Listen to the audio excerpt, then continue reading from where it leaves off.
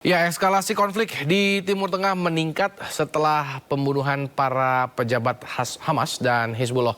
Israel memperluas jangkauan target serangannya. Apakah ini akan menyebabkan perang regional yang lebih luas? Untuk membahasnya sudah bersama kami pengamat hubungan internasional, ada Pak Tuku Reza Shah. Kami juga sudah mengundang juru bicara Kementerian Luar Negeri, namun mereka belum bersedia untuk berdialog. Kali ini saya ingin menyapa Pak Reza. Selamat sore Pak Reza. Salam sehat. Selamat sore, salam dari Bandung.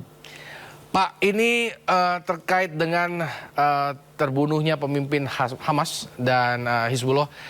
Apa yang akan terjadi di Timur Tengah dalam waktu dekat, Pak Reza? Saya perhatikan akan ada 5 macam eskalasi ya. Saya tidak bisa mengatakan akan terjadinya perang dunia ketiga atau konflik regional lebih luas, tapi saya melihat sudah adanya eskalasi. Misalnya, masing-masing negara di Timur Tengah ini mulai saling lirik satu sama lain, dan mereka meliriknya itu dalam teori itu namanya mirror image, di mana mereka melihat itu bukan dari langsung, tapi dari apa yang dikatakan oleh mitra, apa yang dikatakan oleh lawan. Ini penyebabnya adalah Israel yang berhasil membuktikan pada dunia bahwa tidak ada yang bisa menghentikan aksi-aksi pembalasan dari mereka. Ya, terbukti lawan Israel yang terberat, yakni Iran, sistem jamming tidak berfungsi. Dan Iran dan juga ada kekhawatiran bahwa Israel akan melakukan operasi militer dan operasi intelijen di banyak titik di negara di dunia, terutama bila negara tersebut memiliki tokoh-tokoh yang pro Palestina. Nah, ini adalah eskalasi pertama. Eskalasi kedua adalah trending topik pemberitaan dunia. Kalau pada hari kematian Ismail Haniyeh, itu informasi perihal almarhum itu hanya 7.300.000. Tapi sejam lalu itu sudah mencapai 186 juta. Dan kalau kita dimasukkan kata kunci Ismail Haniyeh dan Hamas, 2 hari lalu itu masih 4.300.000. Hari ini sudah 196 juta. Itu artinya mood dunia sudah berpikir apakah akan terjadi sesuatu hal yang buruk. Kemudian eskalasi yang ketiga itu saya melihat dalam hubungan Israel dengan negara-negara lain di Timur Tengah. Pertama adalah ketika Israel meminta NATO mengeluarkan Turki. Karena Turki ini terkesan semakin pro-Hamas sehingga berpotensi membahayakan keamanan Israel. Jadi yang dikhawatirkan oleh Israel adalah Turki yang semakin terlibat dan prospek Turki bersengketa dengan Israel sehingga memaksa Turki agar NATO itu memberlakukan pasal 5 dari perjanjian NATO, di mana sebuah serangan atas anggota NATO akan berdampak pada anggota lain untuk ikut menyerang. Dan Israel sudah mengantisipasi hal ini akan mempersulit Amerika Serikat yang sedang bermasalah di Timur Tengah dan juga dengan Ukraina Rusia. Kemudian masih dalam konteks eskalasi hubungan Israel ini sudah terlahir keraguan di kalangan negara-negara yang selama ini pro Israel dan pro AS seperti Saudi Arabia, Qatar, Bahrain, Kuwait, Uni Arab Emirat, Yordania, dan juga Mesir. Saat ini sudah terlahir kontak lebih lanjut di antara negara-negara yang selama ini kritis atas Amerika Serikat dan Israel, seperti Iran, Syria, Turki, Irak, dan Afghanistan. Jadi saya tidak mengatakan perang dunia akan terjadi, tapi tren eskalasi sudah menaik. Masih dalam konteks hubungan antar negara dengan Israel, itu kita juga melihat peranan Cina yang mendadak berhasil menghimpun 4 organisasi berpengaruh di Palestina dalam sebuah pertemuan rahasia di Beijing.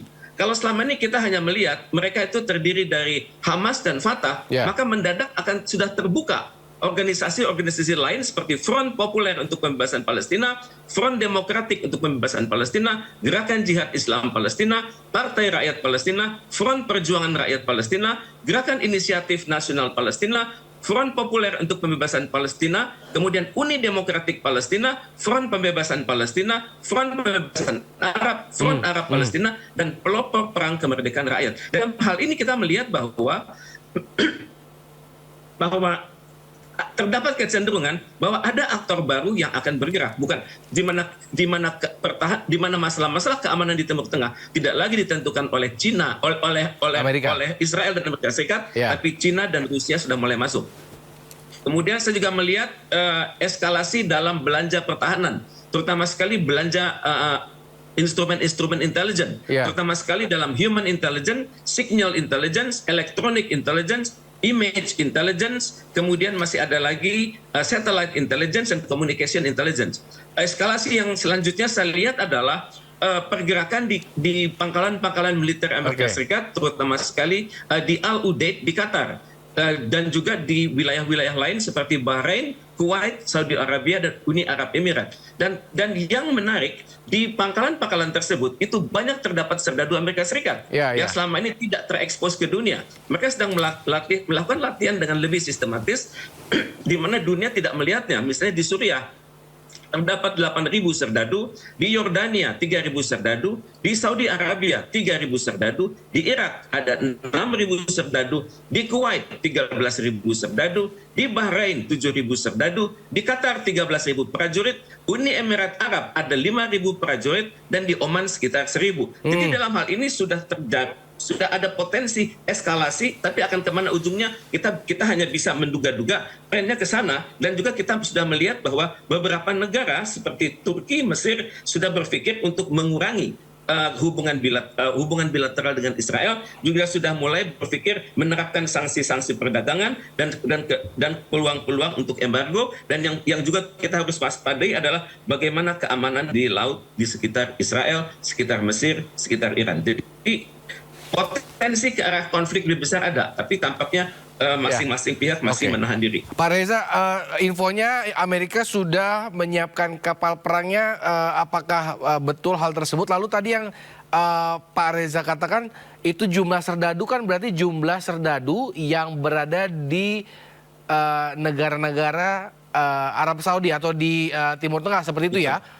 Betul sekali. Ini seperti apa jadinya Pak Reza? Karena jadinya serdadu mereka di negara mereka, tapi mereka mencoba untuk melakukan kudeta terhadap Israel yang notabene didukung oleh Amerika. Ini memang kita tahu war is business bagi negara-negara adidaya ini. Ini kira-kira akan kemana arahnya nih Pak Reza? Ya, serdadu yang jumlahnya 50 ribuan tersebut itu on standby. Mereka dapat bergerak sesuai dengan skenario dari Washington kan. Pada saat yang sama, jumlah pengelompokan serdadu dalam jumlah besar di kamp-kamp militer tersebut itu adalah sasaran empuk dari beberapa negara tertentu yang mengkhawatirkan begitu bahwa ada potensi serangan terhadap mereka dari dalam, oleh di mana negara-negara tertentu memiliki hubungan pertahanan yang sangat spesifik dengan Amerika Serikat. Dan bagaimana pertahanan tersebut tidak jelas, tidak terbuka kepada publik. Tapi yang jelas pemerintah Amerika Serikat dalam hal ini angkatan pertahanannya memiliki hubungan yang sangat dekat dengan negara dengan kepala negara di mana serdadu tersebut berada, yakni Suriah, Yordania, Saudi Arabia, Irak, Kuwait, Bahrain, Qatar, Uni Arab Emirat, dan juga Oman. Pak, ini yang saya tahu nih Israel belum memberikan klaim ya. Nggak tahu apakah sudah ada info terbaru terkait dengan meninggalnya Ismail Haniyeh. Namun apa yang akan dilakukan oleh negara-negara Arab Saudi terhadap Israel sendiri dalam waktu dekat? Apakah ada yang mungkin diskusi konkret antara para negara-negara di Timur Tengah sendiri? Kalau kita perhatikan media hari ini, yakni New York Times dan Washington Post, Israel tidak pernah mengakui bahwa mereka adalah pelakunya kan. Tapi pada saat yang sama Israel mengatakan tidak akan terjebak dengan perang informasi yang dikemukakan oleh lawan. Tapi ada juga analisis di dalam New York Times dan Washington Post yang membahas bagaimana serangan itu terjadi. Bahwa ternyata Mossad itu berhasil menanamkan orang-orangnya di wilayah Iran, bahkan di kalangan aparatur pertahanan Iran. Ini Iran membutuhkan pendalaman atas segala informasi ini, tapi ini adalah kehebatan Mossad yang memiliki kemampuan counter intelligence dan juga human intelligence di berbagai negara di muka bumi. Maklum, manusia dimanapun juga punya kelemahan, tahta, harta, dan wanita. Ya, terkait dengan tadi Pak, apakah akan ada dialog antara negara-negara di Timur Tengah untuk mengecam atau mungkin memboikot Israel sendiri, kira-kira akan seperti apa larinya Pak Reza? Keadaan ini memang memperburuk ya. Negara-negara tertentu seperti Saudi Arabia, Yordania, kemudian Kuwait, Bahrain. Karena di mata Iran, mereka adalah negara-negara yang tidak jelas keberpihakannya. Karena dalam pemikiran strategis Iran, suatu serangan cyber, suatu serangan dengan peluru kendali itu akan melewati wilayah-wilayah tersebut. Betul. Dan kalau sekiranya mereka bersikap netral ataupun juga bersimpati terhadap Iran, maka mereka akan melarang kekuatan-kekuatan asing itu melewati jalur udara mereka. Dan dalam kondisi sekarang, semua informasi serba tertutup. Kita belum melihat di permukaan adanya kontak-kontak antar kepala negara, belum. Tapi saya yakin dinas-dinas intelijen masing-masing negara sudah mulai saling berhubungan. Terutama sekali misalnya Iran dengan Turki. Karena walaupun mereka memiliki skenario kepemimpinan regional yang berbeda, tapi saat ini mereka memiliki perspektif ancaman yang sama. Kemudian juga saya melihat negara-negara yang selama ini terhalang dengan perbatasan Palestina yang selama ini terkunci dan tidak bisa membuka gerbangnya untuk jalur bantuan terhadap Palestina seperti Mesir. Tampaknya Mesir juga sudah mulai goyah, di mana pemerintahan pusatnya masih berpegang pada perjanjian dengan Israel dan Amerika Serikat. Tapi mereka yang berada di perbatasan itu frekuensi batinnya sudah beda. Jadi yang kita khawatirkan saat ini, perang dunia itu konflik mungkin belum terjadi, tapi kecelakaan pada konflik mungkin terjadi. Secara teori ini namanya accidental detonation, di mana mereka yang memegang hulu-hulu ledak tanpa sadar karena kekhawatiran, karena salah membaca informasi, namanya information for friend or foe, atau identification friend or foe, itu mereka salah menafsirkan ini grafik yang ada di depan mereka. Hal ini mungkin terjadi dalam kondisi kritis seperti sekarang. Oke, berarti apakah langkah yang dilakukan oleh KBRI sudah tepat untuk menarik atau memberikan warning bagi warga Indonesia yang kebetulan berada di wilayah-wilayah konflik yang terbaru di wilayah Lebanon, Pak Reza? Sudah sangat tepat.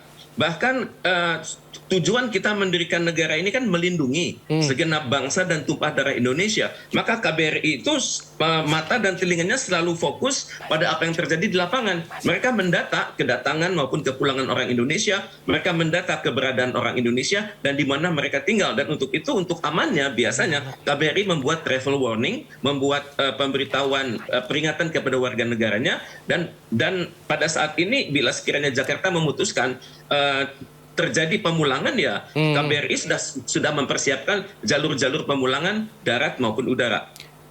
Baik, terima kasih Pak Reza telah bertukar insight kepada kami di Sindo Sore pada hari ini. Kita tunggu perkembangannya di wilayah Timur Tengah dan semoga bisa berakhir dengan damai dan tidak berpengaruh juga terhadap kondisi warga Indonesia di sana. Selamat sore Pak Reza.